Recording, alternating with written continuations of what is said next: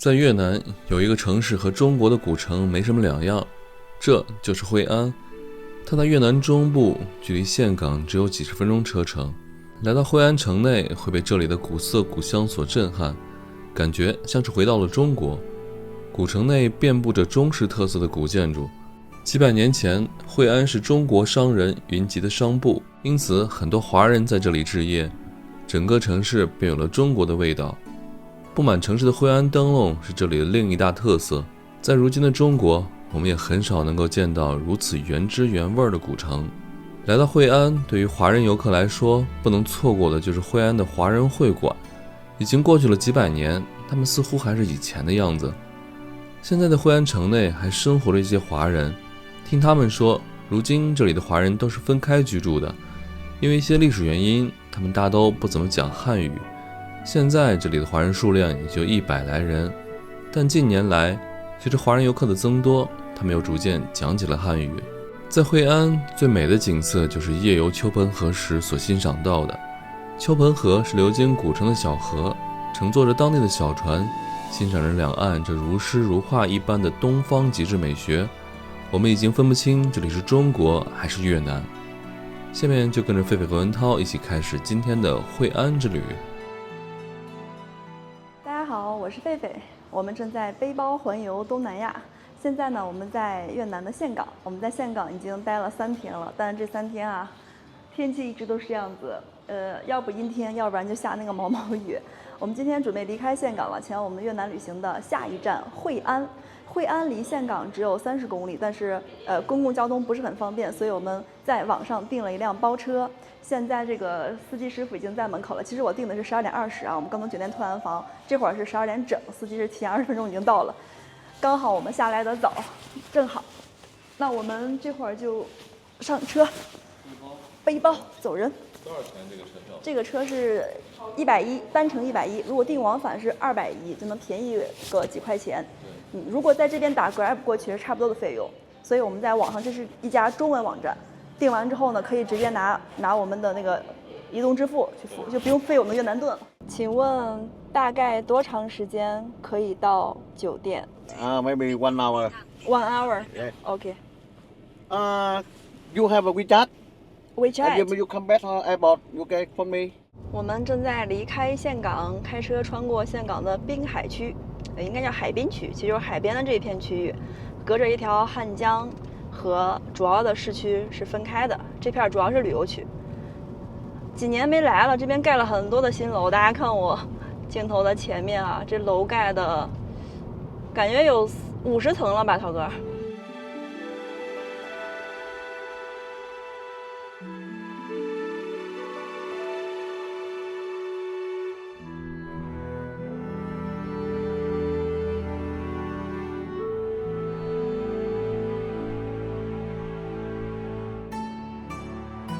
我们现在距离惠安订的酒店啊，只有4公里了。从岘港过来，一路上都是有房子的，感觉岘港跟惠安已经连在一起了，2个城市连成一块儿了。马上就要到前面有楼那个地方，就到惠安的市区了。我们主要玩的地方是惠安古城，马路两边就是越南的稻田。越南因为位置比较好啊，在亚热带，所以人家这边是1年3熟的。哇哦，惠安古城啊！哇，这真的好像丽江啊！好多花。Market。法国的那个市场。不过我们刚一到惠安就开始下雨了呀！天哪，怎么又开始下雨了？我们这次来越南就一直在下雨。对。这好多鸡啊！这怎么这么臭啊，涛哥？妈呀，这还有船，还有鸡。你给我那个大哥在给我打招呼，嗨。新照，我们学了个鸡叫，大哥也学了个鸡叫。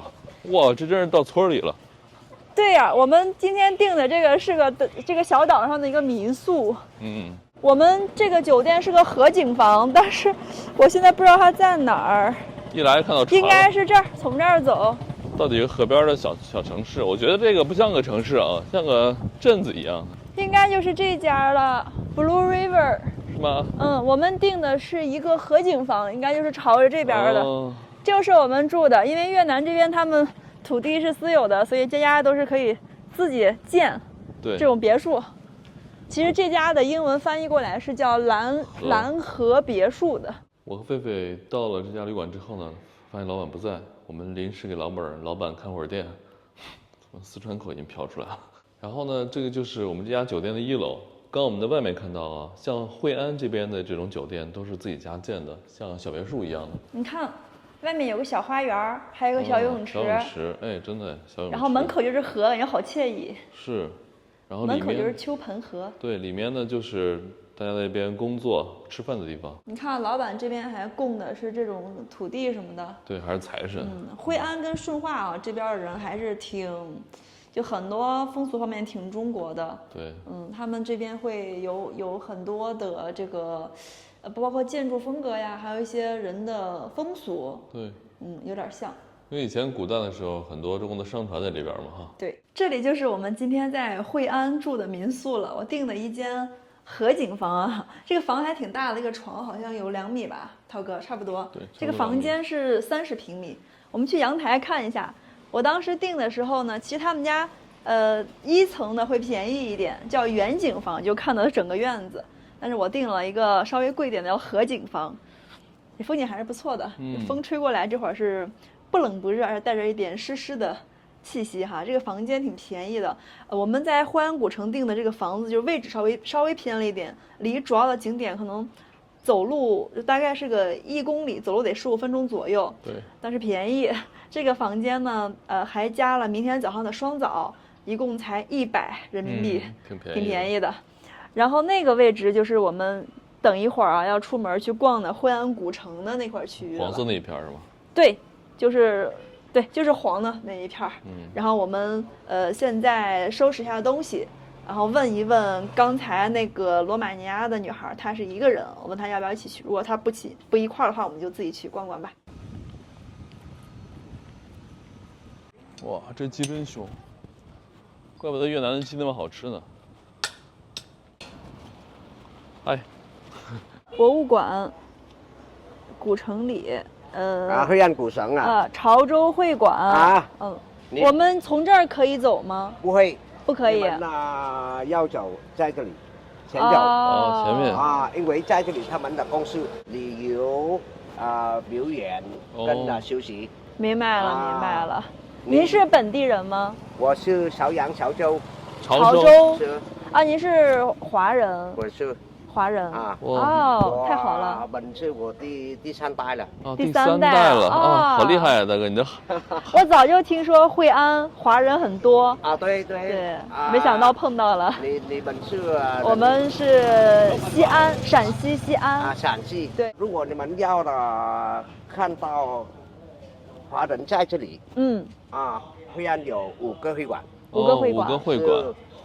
现在你们要走潮州会馆，对不对？对，走这条小路。好的。在这里，你们先走。好的。我带摩托车，我走后面。大哥，这边华人多吗？这个村子，这个很多哈。那您这些年有没有回过中国？我还没回。没去过。对，我的家庭他们还有去过了。你们家人有人去过的？因为在那边我们还有亲戚在那边。还有亲戚的。我姓李。你姓李？是。就是木子李。木头的木。孩子的子。李。对。姓李。是。大哥，这边还有多少华人？对，好多。有好多。有几百人、几千人。我不知道，但是他们在这里，他们没有就在联络。好亲切，我们好久没听到。好久没有说过中国话了。因为我看到你们，对，我想你们是华人的。对，我们是华人。对，谢谢大哥。那我们自己先逛逛吧。好。对。好。你们先走。我们从民宿去惠安古城的路上走错路了。本来有一个小桥是可以走稍微近一点，但是那个路里面是人家的一个游乐场，我们需要从前面走公共的那个桥正好在桥头这个位置碰到了一位本地的华人。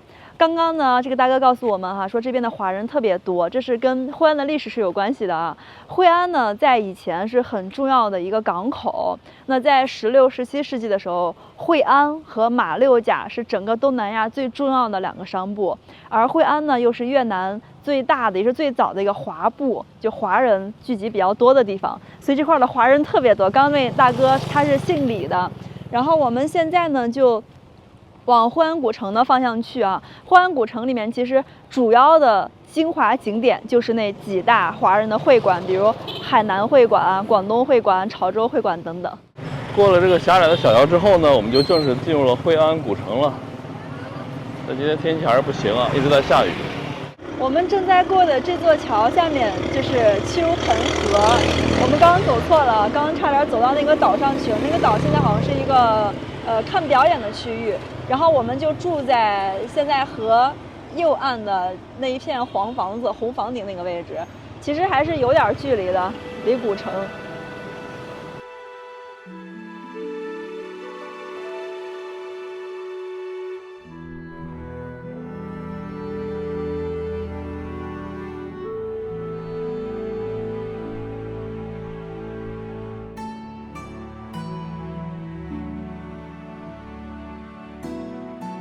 现在我们已经来到了惠安的古城区了。那刚刚我们聊过，在惠安这里有很多的华人。其实呢，早在16、17世纪的时候，有很多经商的华人就来到了惠安，落叶生根。那几百年来呢，华人在这片区域繁衍生息，形成了很繁荣的华人社区，并且呢，还修建了很多的会馆。比如说，这边最主要的5大会馆啊，有广肇会馆、潮州会馆。福建会馆，还有一个琼府会馆，就是海南会馆，以及中华会馆，以及呢，在整个古城里面还修建着像关帝庙呀，还有佛寺，以及各个姓氏的宗祠。所以呢，整个的惠安古城里面是保留着很浓厚的中华色彩。那我们现在呢，就去惠安古城里面找一找这些会馆都在哪里吧。我们现在来到了惠安古城中的，我们看到了第一个会馆啊，潮州会馆。这两边呢都是中文的对联，而且这个建筑也非常的古色古香啊。其实我觉得不仅仅是潮州会馆，整个的这个惠安古城里面啊，它这个房屋的建筑都非常的中式。当然这边以前日本商人也多，所以也有一些日式的建筑，但是整体来说的话呢，都是非常古典的。我们看看这个里面能不能进去参观。我和狒狒本来打算进这个潮州会馆去看一下的，结果呢，这边需要门票的。进古城是不需要门票，但这个潮州会馆这个会馆一些景点是需要买一个联票的。我们现在先去买票。我们刚刚在惠安古城的售票处这里买好了门票，它这个门票非常复杂，我跟大家简单的介绍一下哈。首先呢，这个惠安古城里面的景点非常多，一共有20多个，这些都是。包括我们刚刚提到的几大会馆，还有他们自己修的很多的博物馆，以及一些古宅子、旧房子，20多个。然后呢，它的门票啊是有一个通票，一个人12万，也就是人民币36块钱。你可以在这些所有景点里面任选5个，而且呢，是不限时间的，也就是今天你去2个，明天去3个，这样都是可以的啊。对，这就是门票了。这个门票上呢，正好就有5个这样的框框，1、2、3、4、5。然后你去一个地方，可能会给你打个眼儿，或者撕掉，或者怎样的啊。对。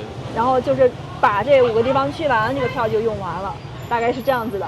所以我们俩研究了一下呢，我们就不去刚刚的潮州会馆了，因为看了一下时间，潮州会馆的历史是比较短的。潮州会馆是1887年建的，历史是最短的。我们决定选一个最精华的会馆，福建会馆，这个是1757年，大概是乾隆年间的，最早了。我们去这个会馆看，后面的我们再转转的研究一下，所以我们就先去第一个地方吧，福建会馆，走吧。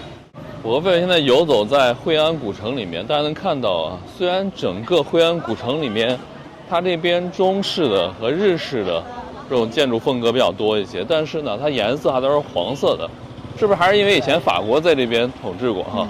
对的。哦。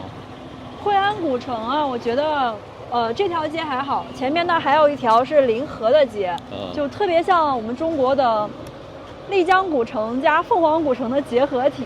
对，所以很多人说惠安古城没意思呀，来了之后，不来惠安古城有点遗憾，来了除了买东西没有别的事儿干，所以很尴尬啊。因为相对而言啊，惠安古城可以说是开发旅游比较成熟、比较完善的一个，算是商业化比较严重的一个地方了啊。不过呢，对我们来说，能在国外寻找这些中国的痕迹还是很有意义的啊。对，比如这个就是一个老宅子，人居。我们漫步在惠安古城中啊，非常惊叹于这个地方老房子保留的完整和数量之多。大家知道这些房子都有100-200年以上的历史了。那其实，在近代哈，惠安是包括整个越南是经历过很多次战争的。那为什么惠安的老房子既没有受到战争的影响，也没有在现代化的城市建设中被拆掉呢？那刚刚我们有提到过啊，惠安在16、17世纪的时候是东南亚非常大、非常重要的港口。但是呢，到了18世纪，由于越南的国王们之间激烈的权力斗争，惠安的发展就受到了约束。那到后来呢，这边的港口啊，更是因为淤泥阻塞，基本上被废弃掉了。然后到了战争时期呢，离惠安30公里远的岘港得到了重点发展，那里有很多军港嘛。反而呢，惠安这里的地位就大大下降了。但是也正是因为这些原因，惠安基本上没有被战火所影响，所以我们现在才有机会能看到这么多保存完整的，基本上整个惠安古城片区里没有新房子，都是很老的、很有历史年代感的房子。我们在这边还看到了一口古井。这个井好大呀！我们刚才蹭一个当地的导游小哥说，他说惠安这边有很多这种的古井，很多很多。这个井的直径啊，内径应该有1.2到1.5了，外径将近2米了，很大。现在还在用啊？对。哇，厉害了！我刚才看到旁边的阿姨就直接打出来在喝这个水了。哦啊，都在用啊。对。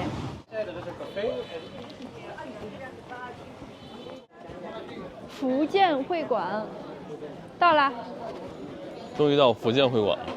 我们本次第一次要打卡的一个景点，要花钱的一个景点。这里好像要签字，嗨。要打卡吧？要剪掉，好像是。剪掉啊！你看。OK。原来要剪掉，我们要。还好我刚刚完整的时候拍了一张照留个纪念，现在已经缺了一块了。本来以为是插个洞呢。哦，怎么这么多印度人呢？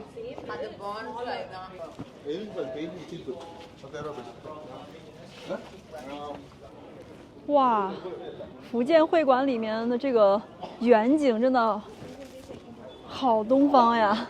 你看那个上面的屋檐都有龙的雕饰啊，真的是全世界有华人地方一定会有龙。然后它的那个房檐啊，同时又很有闽南地区就是建筑的那个感觉，也是一样的。各种琉璃哈。它这个假山，这个盘景，好好看呐！哇，真的是各种小亭子、小桥流水哈。对。唯一缺个什么？缺个船，有个船就好了。真的感觉很岭南这个地方。对。航海梯山南越独城都会，光绪年间的。这上面还有2位，这是土地神吧？财神、土地神吧？不懂的样子。去里面看看。好，福建会馆。福建会馆的里面还有，一个像佛堂的位置啊，很多人在那边去拜。这个佛堂里面真的很华丽，还供着像孔雀等等很多很精美的瓷器。其实当年啊，惠安这里作为港口的时候，就是有很多的中国商人从中国运过来，比如像丝绸还有瓷器这些在这边卖。那当时呢，对那个年代的惠安来说，这些东西就完全就是来自东方的奢侈品了。那中国的商船从越南回去的时候，会带着比如这边的香料呀，还有木材，其他的东西会带走。所以我们现在呢，从福建会馆的这个佛堂这种金碧辉煌的感觉，就能想象来哈，当年这一片的华人社区都是很繁荣的。对，我们在福建会馆里面发现了很多这种巨型的香，这个香呢，据说每一柱可以燃烧30个日夜。有很多人来到这里呢，就会把自己的心愿写在上面去祈福。我看到呢有各种语言的，有中文，有英文，还有其他的语言，那个好像是韩语，但是最多的还是中文啊。比如说像这个上面就写的是2024新加坡洪德兴阖家身体健康事事顺利，这个也是新加坡的华人。对。然后前面呢应该是有50%到60%都是中文。对。然后剩下的是其他的各种语言。游客哈。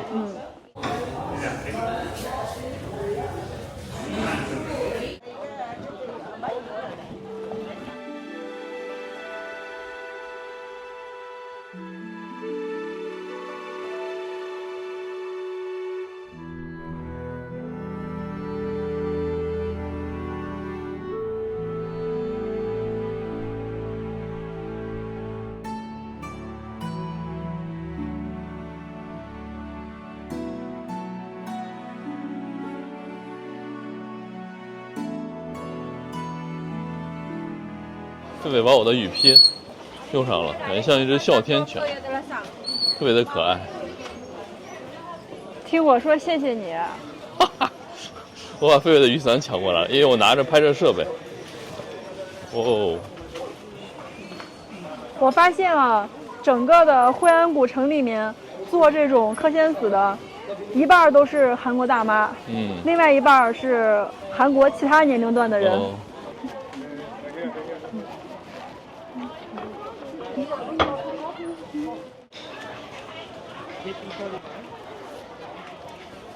我们终于到日本桥的这个地方了，检个票。这个位置不是很好找，它是在一个钢架桥的位置。对，钢架结构。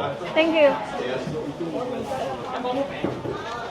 我们现在已经来到了日本廊桥的位置，但是很不巧这个地方在修。给大家看一下，里面已经完全的拆掉了，现在那个架子下面全是水。之前的廊桥就在这个位置，但是拆的已经看不出它本来的样貌了。但是还好这边有照片，给大家可以看一下。这个就是廊桥，先看上面吧，白天的样子就是这样子的。然后这个是夜间的夜景，这个是拉近的，有一个比较近的距离拍摄出来的。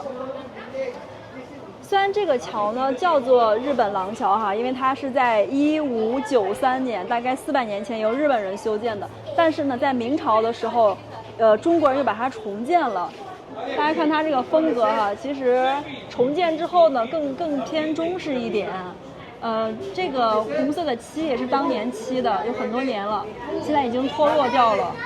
不过呢我们现在只能看一些这样子的残垣断壁了。对，现在还有粉红色的漆对，它是很多年的。对，你看文涛这儿还有一个照片这个图片就是廊桥内部的场景，有2个当地的奶奶在这里坐着，在他们在桥上坐着。这就是不久之前其实才拍的。你看这还有惠安古城的这个标志。对，就游客来这儿，他们在这儿卖一些小东西，但现在什么都没有了。我好想下去给那个大叔说退钱。这家卖什么的？中医中药、针灸按摩。太厉害了。他们家有很多那种膏药，还有那种中成药那种丸，大丸。我们现在来到了我们在惠安古城这个套票项目中的第3个地方，这是一个古宅。我刚才看了一下这个英文翻译其实我不知道这家主人真正的中国名字叫什么，一会儿进去可能里面会有写。根据它这个音译过来，应该叫全堂古宅。然后这个是17世纪晚期修建的，它的主人是一位中国商人。刚刚我们看那边的英文介绍说这间古宅是整个惠安古城最古老、最典型的这种，它叫shop house， 就是前面是店铺，后面是住宅的这种建筑，最典型的之一我们现在进去看一看，这个是要门票的。宅的中文名叫什么？这是古老的房子，叫俊盛。啊，就是这2个字吧，君君盛盛号房子300年了， ，300年了是第8代。啊！你是这个房子的主人，第8代啊！我的外公，你的外公，我的外公是太荣幸了。他是第6代。刚刚我们打听了一下啊，其实不是全唐，全唐是这个越南语音译的，它真正的名字应该是这个君盛古宅。对这块匾呢也很早了，是光绪5年中东立的。然后刚刚这位美女告诉我们说，这间古宅已经有300年的历史了。我介绍给你们，好的，谢谢好的，谢谢。他第1代，这是第1代主人。他建筑这个老房子，嗯300年了，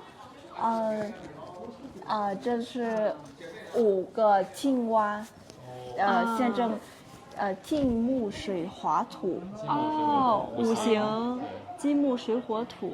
哦，您的这位祖先呢，他啊对来自中国哪里？对，他是福建人福建人啊，对，这个3端日本的风格，有日本的风格。这是中国的风格，对，弧形，弧形。啊，这个屋子是中日风格都有的。对，这是有6位张飞、刘备、曹操、诸葛张亮。飞、刘备、曹操、诸葛诸葛亮。亮啊，你知道的很多啊。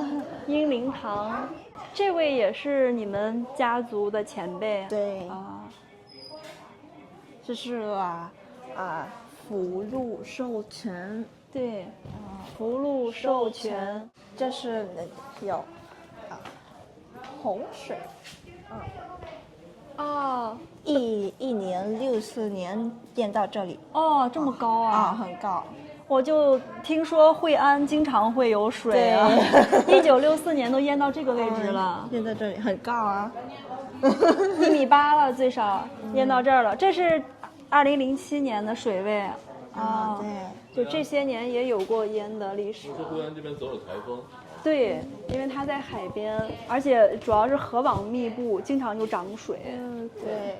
你好，你好，你好，爷爷。这是我的外公。你好，你叫外公。从哪里来？我从中国来，中国哪里？陕西西安。陕西啊。陕西。我的祖先是福建人。晋江的。啊。晋江。晋江。泉州的。泉州。老房子300年了。 300年了。我第6代了。啊。那你们现在还在这里生活吗？还在这里。啊。我出生在这里，我第6代的。第6代。这个天井的。这里是天井的位置。天井阳光的空气的。你看中国，你看洪水的记录淹到这里。啊。洪水1964年。那当时，咱们这个房子都被淹掉了。淹到这里呀。淹到这儿了。2米。那后面有没有重新修过房子？中修的。这是重修的。3年。3年重修的。中修的3年了。修了3年了。这个搬天官的，这个搬厨房的。啊。四面这个是那个灶神。这是灶神。灶君。灶君。灶君叫灶君。灶君不是神。爷爷，那你有没有去过中国？没有。没有。没有。现在爷爷是第6代了，可能福建那边已经没有亲属什么的了。那边还有亲戚吗？亲人？没有了。第6代一般就不太联系了。也有机会回中国，那边现在建设的很好，对，很多高楼，很漂亮。对，福建特别的漂亮。您的故乡泉州很美，很漂亮。爷爷，那你现在在哪里住？你的房间？晚上楼上。在楼上。爷爷，那你身体不错啊，还可以上楼。拜祭祖先的。这个是拜祭祖先的地方。中间是拜关公。关公、曹操、张飞刘备、孙权、中间是关公，这边是祖先，然后这里是灶君，就是我们中国传统的这些风俗都在坚持着。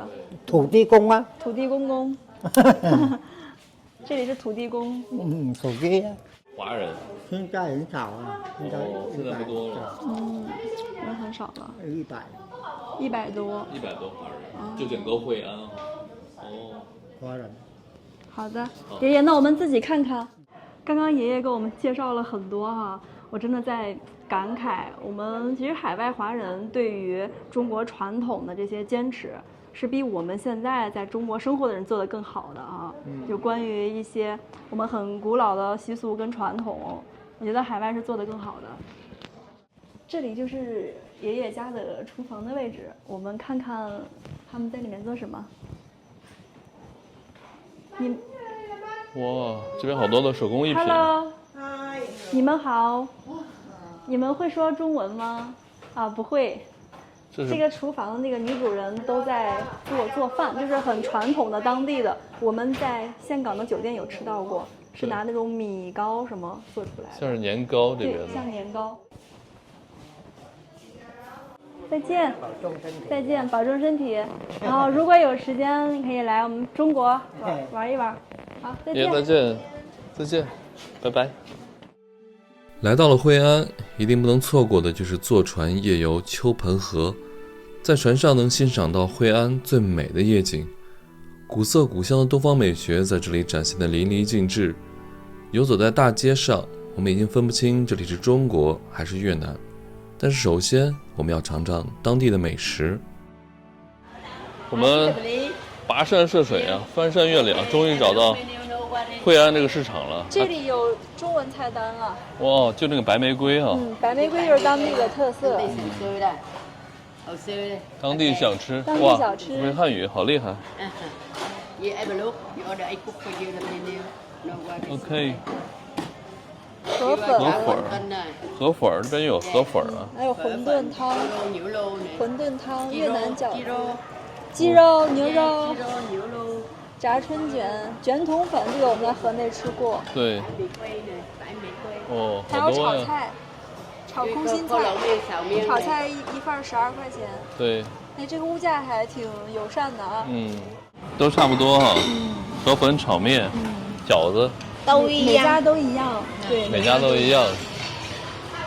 就是我们今天过来那个市场门口那个古井已经看到了。惠安市场，这对个，叫惠安。其实惠安还有一个夜市，但那个夜市呢在秋盆河中间的一块岛上。对我们从这儿一会儿去划船，完了之后我们再去那个岛上去吃别的东西。对，我们今天可以先点一些小吃，先吃点儿。大冷面。哦，我觉得这些餐点啊，食物都是高度的重合，对主要是卫生环境有点堪忧。对，比如刚刚我们这个摊点的后面就是超大的垃圾堆，是在室内。这是我和狒狒的晚饭了，两个饭好了，我这是牛肉炒面牛肉炒面，我的是然后春卷，对这是我们这次来越南之后第一次吃这种新鲜的春卷，之前吃都是油炸春卷。对给大家看一下为什么越南人这么瘦啊？看一下这个春卷里面的内容，这个皮比较透明，所以能看到里面这个是虾，然后裹的这种薄薄的是猪肉，另外里面的主体啊就是粉儿，对这种米线吧算是，对再加上这个生菜，然后蘸料就是越南的这个精髓啊，鱼露。这个吃完之后，我觉得挺刮油的。我们在家里平时做减肥餐，也没有这么素过。对，怪不得那些越南女生苗条呢。你看旁边这姑娘一个都瘦瘦的，包括我们老板都瘦瘦的。这边还有白萝卜，各种蔬菜。哇，我牛肉面实在是太好吃了，牛肉炒面好久没吃过这么传统的食物了。毕竟中国的食物。对，毕竟这个东西狒狒在家总给我做，还挺好吃的。我们那儿夜市有好多这种炒面。谁在家给你做方便面呀？忘了吗？炒西面不是方便面吗？那不一样。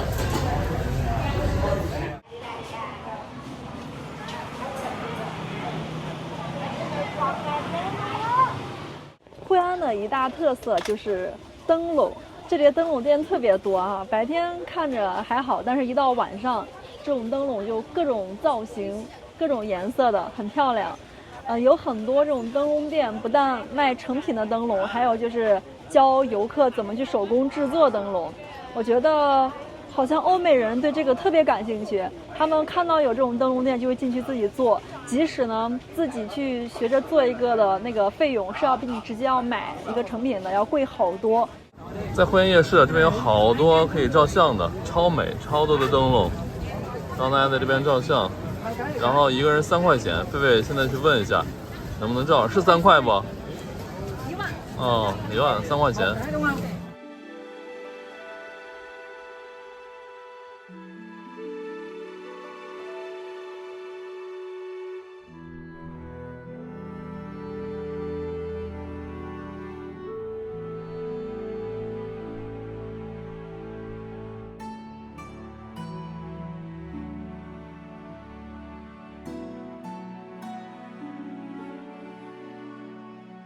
我们晚上来到了河边，本来想坐一下这个船啊，大家看，现在呢涨潮了，涨潮呢这个河水也跟着涨，现在河水已经全部溢出来了，已经把街道淹掉了。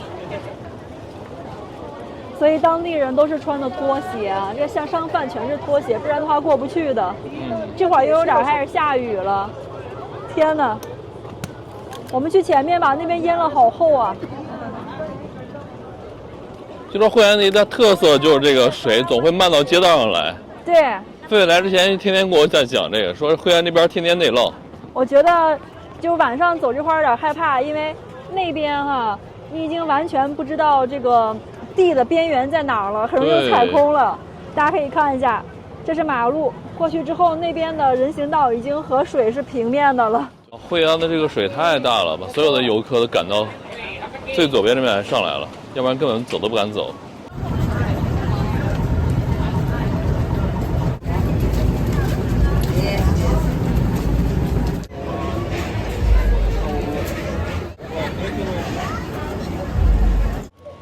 多少钱一个1万3块钱。哦，放一个起伏的灯。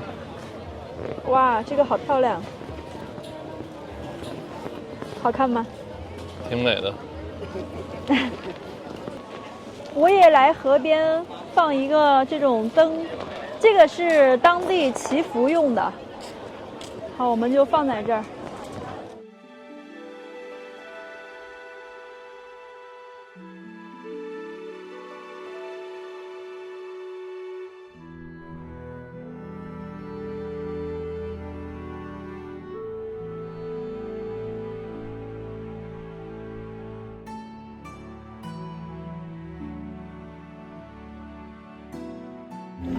我现在就坐在惠安的小河边，看大家看我的脚旁边，就是这个河水，马上要一上岸了，就这么的近。整个惠安的夜景特别的漂亮，如诗如画一样。还有人在飞无人机，可以看。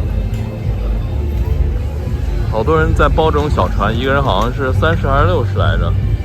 然后还有很多的人在旁边喝咖啡，看着这样的夜景。哇，身边有很多灯笼啊，还有那种什么伞啊一样的小灯，很漂亮。这小船是多少钱来着？小船是能坐3个人以内啊，45块钱。对。然后大船是4到5个人，20万，60块钱。对。大船划算，人多划算。走，我们拿这个船票去坐船。哇，这边好混乱啊！啊，有专门的人给你安排，你自己联系的不行。This boat, OK. OK. 哦，哇 ，dangerous！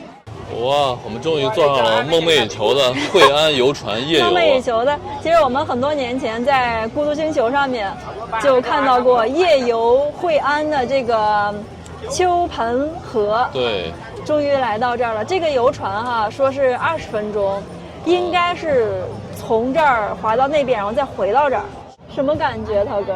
挺有意思的，因为已经看了。有没有一种梦想照进现实？因为看了很多年了嘛，这次第一次做还是挺有意境的。那个就是狒狒说惠安的标志，好多人在那儿拍照，那桥上。因为那个墙上写了2个字，不能说2个字，对因为它不是汉字啊，它就是越南语惠安，所以很多人把这儿做一个地标，在这儿打卡。对，就跟我们国内的很多游客去新疆玩，就喜欢找一个石头上面写的巴音布鲁克，对就这样子。哇，真是美啊！虽然交通堵塞了一点，船比较多哈，对，但是景色还你看是很美的。那边很多人放的那种灯、对，蜡烛，你刚不是也放了一个吗？嗯，你许的什么愿呀？我的那个太靠岸边了，哦被冲走了。我许的愿不能告诉你。哦，哎，这是我们的船夫大哥，嗨。嗨，Take me on, la la la, la la la。